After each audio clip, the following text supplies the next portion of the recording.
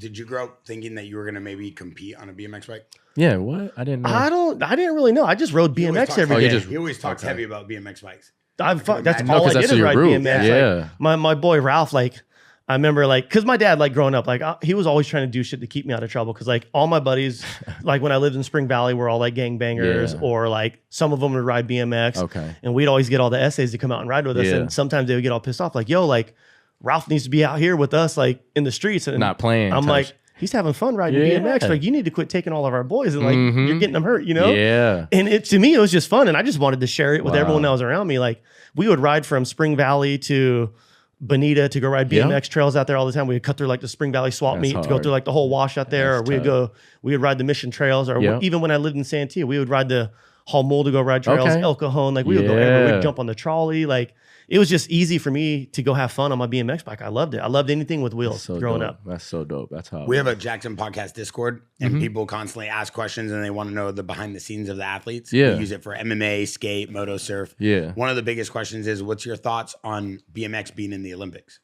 No, I think it's super sick. Yeah. But my division, street in particular, isn't yet. So it's kind of like I don't have that same excitement that everybody else could have. Just because it's like I'm not really in it, or like my division isn't really in a sense. It's like BMX Park, BMX racing. I think maybe Flatland now, but they don't have street in there. And which I don't know if it's because street skating. Yeah. So I don't know if it's like we could just use the same course. Yeah. It's not like you'd have to. That would be so dope. And they have the way they make the street courses for skating is like the big stuff, you know, for the Olympics. Yeah. So that's like our size for BMX. You know what I mean?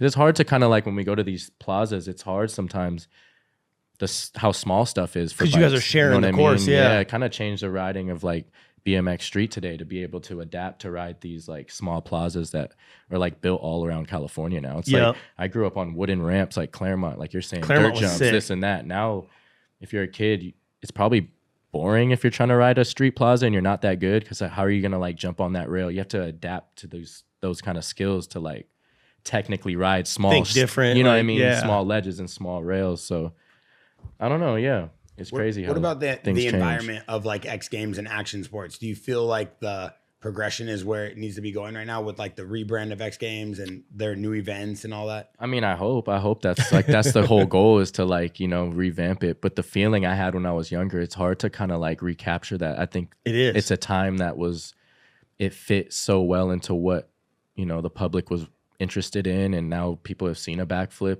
you know, and now have seen a double backflip probably. So like the interest to the real world is like the fight for action sports, really. It's not like I think anything could change as far as action sports goes. I mean, they're trying to change the format, even like the wordage to like playoffs or whatever, you know, to kind of relate to the public with it.